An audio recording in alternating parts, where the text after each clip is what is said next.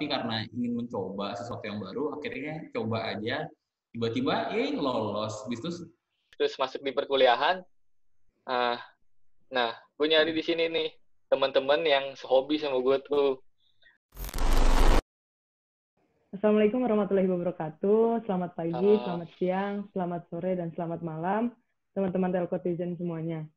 Nah, balik lagi nih di podcast Telko episode ketiga. Bareng gue di sini Amanda dan rekan gue di sana ada Budi Juan Fadilah. Halo Budi. Halo Amanda. Nah, pada kali ini kita udah kedatangan nih dua narasumber kita. Yang pertama ada Bang Bima Surya Pratama dari Telko Angkatan 40. Halo Bang Bima. Halo Man, halo semua. Halo Bang. Nah, selanjutnya ada Ibu Yowan Nugraha dari Telko Angkatan 42. Halo Yowan. Halo Amanda. Nah, bener banget nih teman-teman. Jadi hari ini kita bakal selama beberapa saat ke depan ngobrol bareng dua narasumber yang udah datang seputaran prestasi akademik dan juga non-akademik. Nah, di sini gue akan ngebaca ini prestasi-prestasi yang sudah diraih sama Yowan dan Bang Bima. Yang pertama dari Yowan dulu, prestasinya ialah Gold Medal GDIE 2019, Special Award Arab Saudi on GDIE 2019, juara 1 artikel VidaFest ITB 2020, juara 1 Lomba Poster Trivia Competition Universitas Trisakti 2020, juara 2 Essay Competition Universitas Wamadewa 2018, juara 2 Avesta Essay Competition Universitas Udayana 2020, juara 3 Artikel Agama Hindu Karmaka MHD IPB 2019, juara Harapan 1 Avicenna Udayana Essay Competition 2019, dan juara favorit Sabagotra Poster Competition 2020. Kedua, Bang Bima Surya Pratama. Juara 1 Futsal Hektra 2018, juara 2 Futsal Olim 2019, juara 2 Futsal EPL 2019, juara 2 Lari Estafet Olim 2019, juara 2 Lomba PES Tesla 2018, dan Ketua Black Militan Futsal 2018. Oke, teman-teman, banyak banget ya prestasinya dari dua narasumber ini.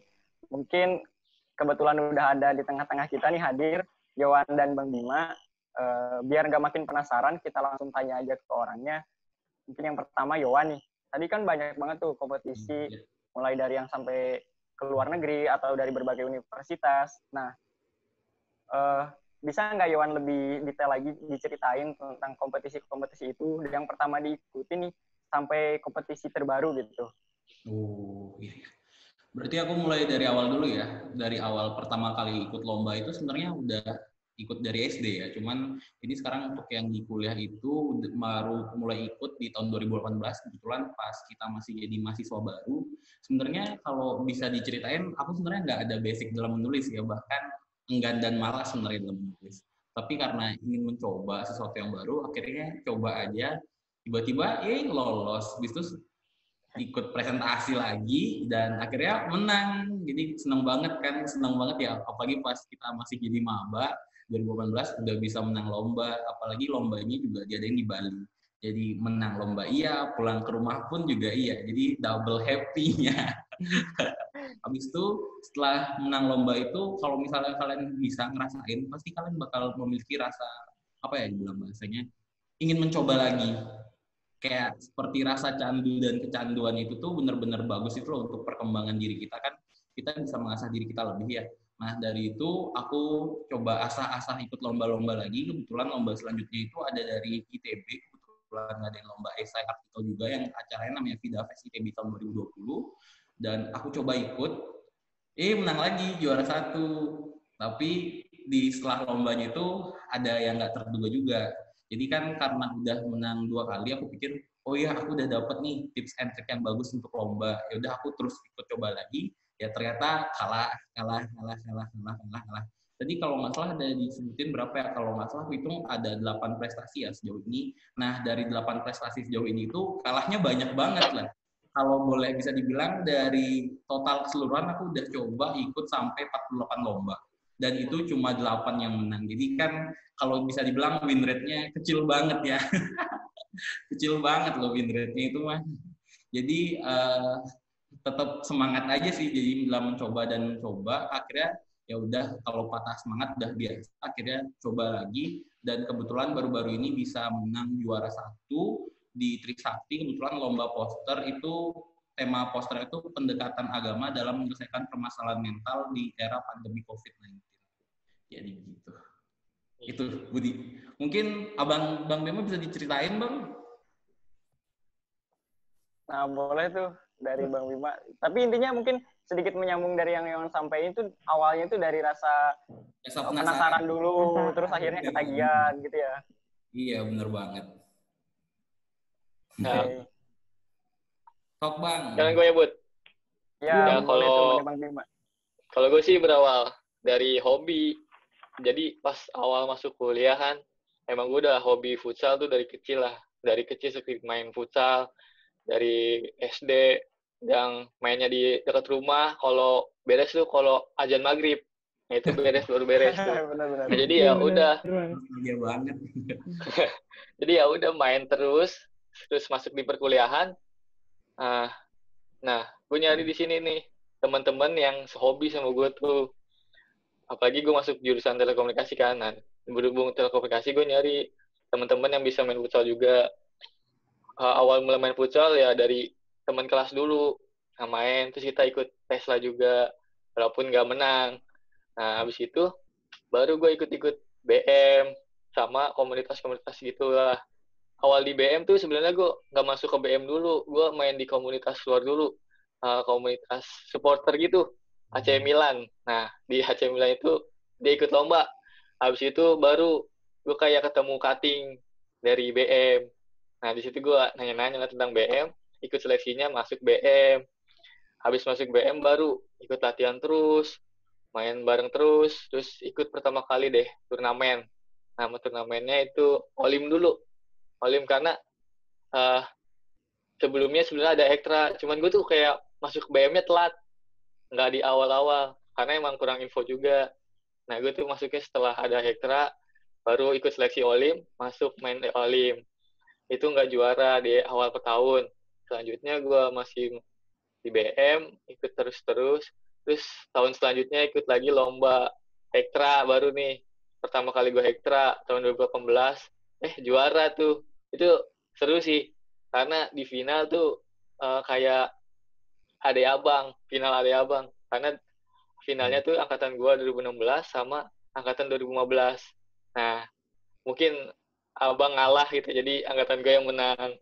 Nah, terus ada turnamen Olim di tahun selanjutnya. Nah, di tahun selanjutnya itu 2019, alhamdulillah sih juara 2, lumayan lah, karena lawannya juga kuat. Nah, di IPL kita juga masuk final. Nah, ketemu lawannya yang sama di Olim, juara 2 lagi, nggak apa-apa. Di situ nggak cuma futsal, ternyata gue main juga di lari. Pas di lari emang senang lari-lari juga sih dari kecil. Nah, ikutan lari juara 2 tuh. Lumayan kan buat nambah-nambah medali di Olim. Bisa mempertahankan juara umum. Terus terakhir ikut-ikut lomba PES lah. Karena selain olahraga, gue juga senang main game-game gitu. Jadi ikut PES. Ternyata juara 2. Padahal iseng-iseng doang. Alhamdulillah. Nah, itu sih intinya, semua yang gue lakuin itu emang hobi gue. Dari yang futsal, main game PES, sama lari itu hobi. Sebenarnya gue juga nggak berharap ada prestasinya, cuman pengen ngeluarin hobi aja, pengen ketemu teman-teman yang sehobi, jadi hobi gue itu bisa berkembang lagi, tersalurkan. Jadi nggak bete aja di pelajaran. Sebenarnya gue kayak masuk telco tuh kayak jurusan gitu, apa pusing. Nah, makanya dari pusing itu gue pengen lampiasinnya ke olahraga kayak futsal, kayak gitu. Wah, keren. Oke, berarti awalnya emang hobi, tapi dari hobi itu nggak sebatas hobi, akhirnya bisa tersalurkan, terus Bang Bimanya juga senang, konsisten, bisa jadi prestasi juga ya Bang ya? Iya, betul. Intinya konsistensi. Mantap. Iya. Pasti banyak nih ya lomba-lomba yang udah diikutin. Nah, biasanya dapat informasi dari mana sih lomba-lomba itu? Buat Yowan dulu. Oh, oke, aku dulu ya berarti. Kalau untuk informasi lomba sendiri, pertama awalnya itu disampaikan dari mulut ke mulut ya. Kan kebetulan teman-teman di SMA tuh tersebar ya kuliahnya di mana gitu. Jadi setelah itu ada grup di angkatan itu mereka promosi lomba-lomba yang mereka buat gitu loh. Jadi akhirnya karena tertarik ya udah akhirnya ikut lomba di sana. Setelah itu karena emang dapat sensasi dan ingin mencoba lagi, sampai bikin second account di Instagram itu, bikin second account yang khusus follow akun-akun informasi lomba di sana. Jadi setiap buka itu ada informasi lomba, semuanya lengkap di situ. Karena kalau misalnya kita mau cari lomba sekarang itu, carinya di Instagram aja karena di situ banyak banget informasi-informasi lombanya juga. Oh iya, sama mau nambahin lagi satu, kalau misalnya mau lihat informasi lomba, kalian bisa juga follow OA lainnya si akademik HMTT karena di situ juga bisa itu ketemu banyak lomba karena informasi yang di sana juga up to date banget. Jadi aku ada 2 referensi, pertama dari OA di HMTT sama Instagram tadi. Wah, Mungkin iya setuju sih ya itu ya. Soalnya Wan sekarang kan di Instagram, di platform media sosial tuh udah banyak banget ya info-info lomba gitu kan. Iya, bener banget. Sama ditunjang lagi, jadi teman-teman Telkotizen kan di HMTT sendiri ada official account dari akademik HMTT yang sering nge-share gitu kan. Ada Iwan juga sebagai konten kreator. Intinya kita harus banyak yang explore sendiri mungkin ya kalau buat info-info lomba. Iya, lebih semangat untuk mencari informasi lomba secara pribadi sih. Biar lebih dapat juga banyak wawasan yang kita dapat, sama kita juga udah mengerti untuk cara cari lomba nanti seperti apa kalau misalnya emang di salah satu sumbernya nggak ada. Jadi udah mempersiapkan dari awal lah bahasanya.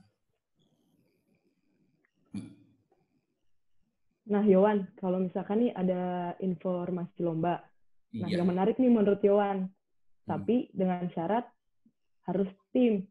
Nah, gimana sih cara Yowan nyari atau ngajak teman-teman buat ikut bareng sama Yowan buat ngejalanin lomba itu? Pertama itu ketemu teman-teman yang bisa diajak setim itu, pertama kita ngeliat dari kelas dulu ya. Kalau aku pribadi ngeliat teman-teman yang di kelas, kira-kira yang mana yang bisa diajak kerja sama bareng dan memang aku secara pribadi nyaman untuk ajak bersama dia untuk kerja sama. Terus kalau misalnya setelah itu memang nggak ketemu, nanti mungkin kan kebetulan kan juga ada ikut organisasi-organisasi juga ya di kampus. Jadi kebetulan kalau misalnya kita pernah kerja di suatu program kerja bareng dan kenal juga, jadi coba pendekatan terus tawarkan sama dia apakah berminat ikut lomba atau enggak. Dan biasanya orang-orang yang Yohan tawarin lomba itu emang pernah kerja bareng sama Yohan, dan Yohan juga lihat gimana sih pola pikirnya mereka, apakah mereka punya pola pikir yang berbeda dari Yohan, yang nanti kalau misalnya kita kombinasikan kita bisa menghasilkan sesuatu yang bisa memberikan impact, dan ini cukup diperhitungkan juga di bidang lombanya itu sendiri atau bagaimana. Jadi seringnya nyari teman-teman yang emang sudah pernah diajak kerja bareng sih. Gitu. Kembali ke Amanda. Oke, kalau misalkan itu kan dari Yowan nih. Nah, kalau misalkan dari Bang Bima sendiri, dapat informasi lomba-lomba atau turnamen itu dari mana ya, Bang? Oh ya, Bang Bima. Kalau gue sendiri kan di bidang olahraga gitu ya, jadi lombanya itu emang udah rutin. Misalnya kayak Hektra, kayak Olim, kayak IPL itu emang setiap tahun pasti ada. Jadi kita udah tahu infonya. Paling dari panitia itu bakal ngirimnya ke himpunan. Dari situ himpunan ngabarin ke kita. Nah, udah kita cuma mempersiapkan kayak latihan, anak-anaknya, orang-orangnya, kayak gitu. Terus kita ngajakinnya juga nggak ngajakin, ayo ikut sini, enggak. Kita cuma ngasih info kalau bakal ada turnamen, yang mau ikut, yang mau sungguh-sungguh main, yang mau kepilih, ya latihan aja. Latihan yang rajin, konsisten, kita lihat perkembangannya, mainnya bagus, kita pilih, gitu. Kalau dari olahraga. Oke, itu kan Bang, misalkan dari mulai kita penasaran lombanya, terus nyari lomba nih. Kalau di saat ada lomba yang emang kita mau ikutin, tadi kata Amanda, terus selain dari nyari tim, itu kan perlu ada persiapan. Sementara Yowan kayak Bang Bima itu kan pasti punya kesibukan lain tuh, selain dari hobi ataupun rasa penasarannya ya, kayak utama kan aktivitas kuliah, terus ada ikuti organisasi lain juga. Nah, gimana sih cara memanage waktu ataupun biar waktunya itu tetap berjalan efektif gitu, dan kita tetap mempersiapkan lomba yang ingin kita ikutin gitu. Mungkin dari Yowan sendiri, gimana tuh Yowan? dari aku duluan berarti ya. Kalau dari aku pribadi, gimana cara mempersiapkannya itu, sebelumnya itu kalau aku pribadi suka bikin list ya, list kegiatan kira-kira bulan ini atau minggu ini udah waktunya itu udah ada penuh terisi atau enggak, entah dia dari kegiatan dari organisasi itu sendiri, atau aku ingin mengadakan hobiku, atau sekedar untuk refreshing. Jadi kayak aku udah punya listnya gitu loh, Bu. Jadi kayak udah punya list, to-do list hari ini mau ngapain, besok mau ngapain, atau bahkan hari Sabtu nanti mau ngapain. Jadi udah ada listnya. Cuman kalau misalnya emang ketemu poster lomba dan emang mendesak, dan emang kebetulan tertarik banget, ya mau nggak mau aku ngorbanin jatah skipku kadang-kadang. Oh gitu. Bener. Oke. Itu. Mungkin dari Bang Bima gimana Bang? Tips ngatur waktunya tuh. Sama sih, pasti bakal ngorbanin jatah skip juga. Jadi kalau gua di olahraga itu kan udah tahu dulu kan turnamen yang bakal ada tuh ke depannya bakal apa gitu. Jadi lebih kayak memperhatikan jatah skip aja. Soalnya pasti turnamennya tuh bakal nyita waktu di waktu-waktu itu belajar, waktu-waktu kuliah. Makanya jatah skip ada 3, jadi manfaatin. Jangan dipakai buat yang males-malesan gitu. Jadi gue makanya buat, bakal lihat turnamen nih, ini pasti bakal kepake. Ya udah gue manfaatin 3 jatah skip. Paling ya gunain 1 kalau emang itu penting banget. Nah, terus kalau ngatur waktu, biasanya kalau buat persiapan tuh kita latihannya malam, jadi nggak keganggu kalau ada acara kampus.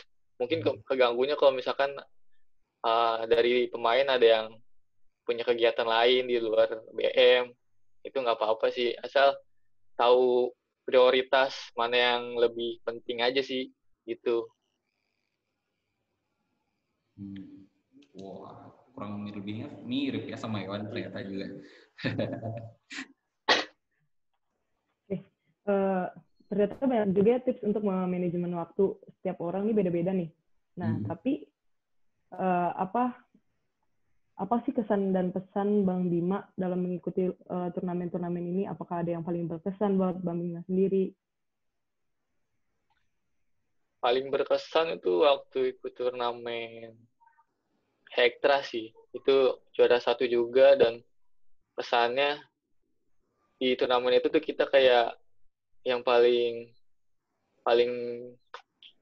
baik lah istilahnya, soalnya kita 2 tim berasal dari jurusan yang sama dan juara 1-2-nya tuh. Jadi itu paling berkesan. Terus pesannya terus ini aja, hobi kalian ya terus dikembangkan. Selagi ada kesempatan selalu dicoba. Prestasi itu nggak usah dipikirin, yang penting kalian senang dulu aja ngejalaninnya, kayak gitu. Kayak pokoknya pasti ada suka dukanya lah ya di setiap apa yang kita pengen, pengorbanannya pun pasti ada gitu kan. Nah, iya, untuk versi Yowannya sendiri gimana tuh? Ada lomba yang paling berkesan nggak? Atau punya impact tersendiri lah buat diri Yowan gitu? Oh, yang paling berkesan itu kalau boleh cerita di tahun 2018 ya. Kebetulan pas angkatan 42-nya masih jadi mahasiswa baru, dan sebenarnya Yowan tuh kayak ngerasa down gitu loh, karena kebetulan ikut SBMPTN sama Mandiri di mana-mana tertolak habis. Ya mau nggak mau ambil kuliah di sini, jadi bener-bener down, bingung sama nggak percaya diri gitu loh. Apakah aku udah cocok nggak sih sebenarnya kuliah saat ini, dan aku juga sebenarnya nggak punya skill yang mumpuni ya, bahkan sampai ditolak.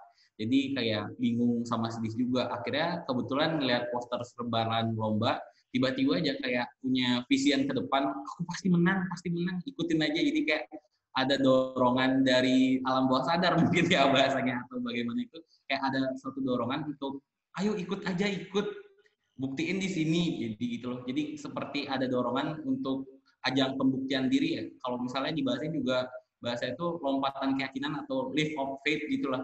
Karena di sisi lain juga untuk lomba menulis ini bener-bener nggak ada basicnya sama sekali, dan cuma niat modal percaya diri, menang, sama pengen ngebuktiin diri kalau misalnya juga kompeten loh dalam nulis, atau bahkan bisa bersaing juga sama mahasiswa lainnya, khususnya di Indonesia ya. Akhirnya ikut lomba itu karena nggak ada pengalaman, seadanya banget, langsung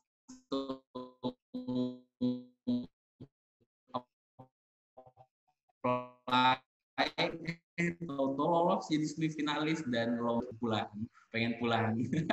Akhirnya setelah itu dapat tiket pulang ke Bali, ya udah kayak udah pasrah aja karena ngeliat saingan-saingan sendiri itu kan sebelumnya didata juga, di data rata-rata aja karena sendiri masih semester 1, minder banget, gila minder banget. Akhirnya ya udah pasrah aja, ya udah anggap aja kayak kita pulang ke Bali buat jalan-jalan, buat ketemu orang tua, bukan mencari juara atau apalah itu. Jadi bener nggak ada target, kejar seadanya. Dan pas di lomba itu sendiri pun kita Yohan itu kayak diajak bincang-bincang sama mereka juga kayak berkesannya itu meremehkan tuh, lu tingkat 1 semester 1 bisa apa, gue lah yang menang. Dan mereka juga banyak banget ya, sampai ada yang dari Surabaya, dari Malang, dan mereka bawa pembinanya masing-masing.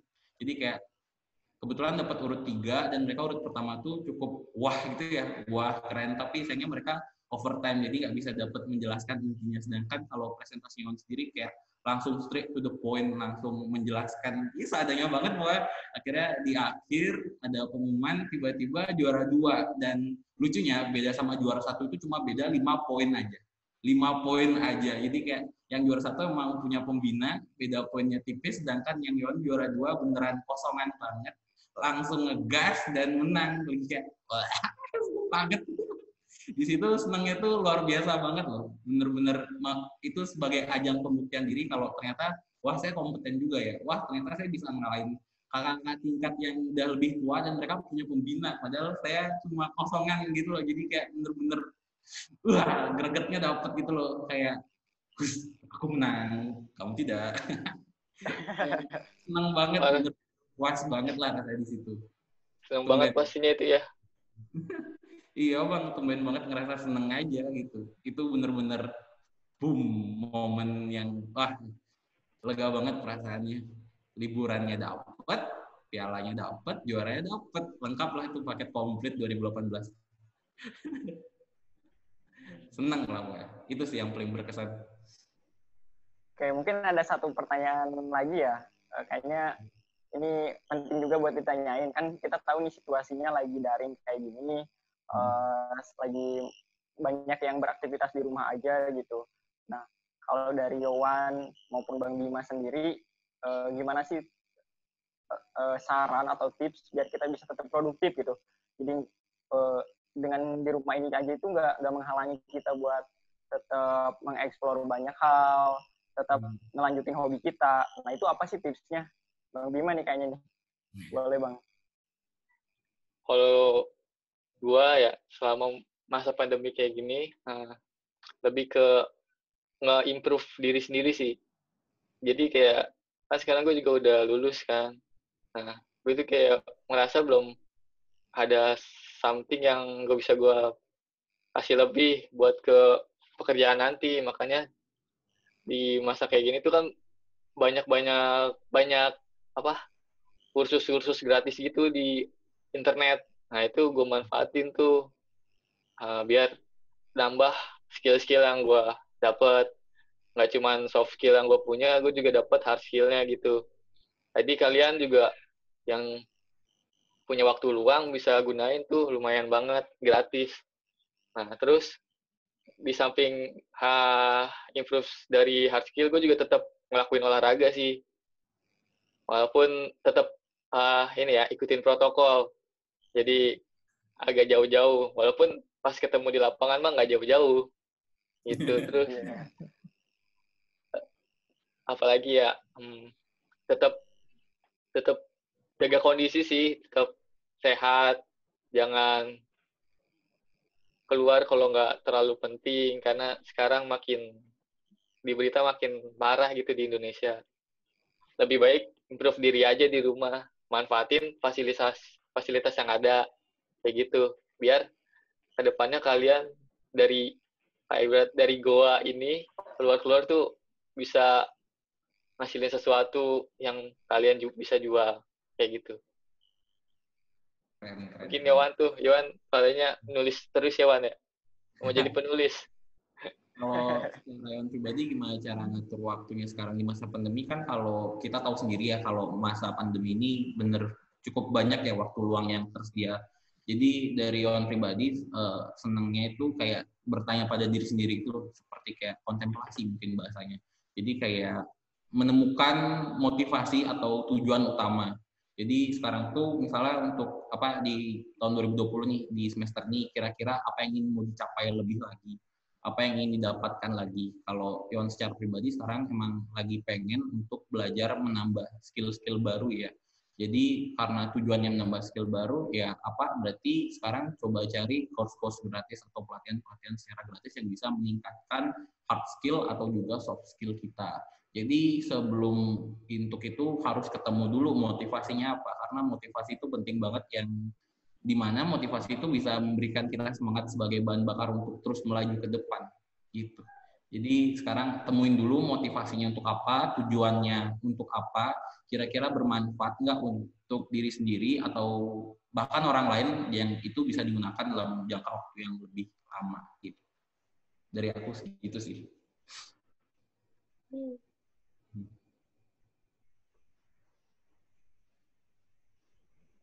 Oke, wah keren tuh, banyak banget sih ya tipsnya. Bukan cuman kita bisa sharing ilmu juga, tapi ada apa ya, ciri khas masing-masing lah, punya metode dari Yowan maupun Bang Bima juga buat tetap ngisi keproduktifannya di walaupun masa pandemi gini gitu. Nih, tapi kita sebenarnya masih pengen ngobrol panjang lagi, cuman karena keterbatasan waktu juga. Pembahasan kita mungkin sampai di sini dulu. Nah, nanti sekali lagi terima kasih banyak nih buat Bang Bima sama Yowan. Udah banyak menginspirasi kita, udah sharing-sharing ilmu, udah bagi tips juga.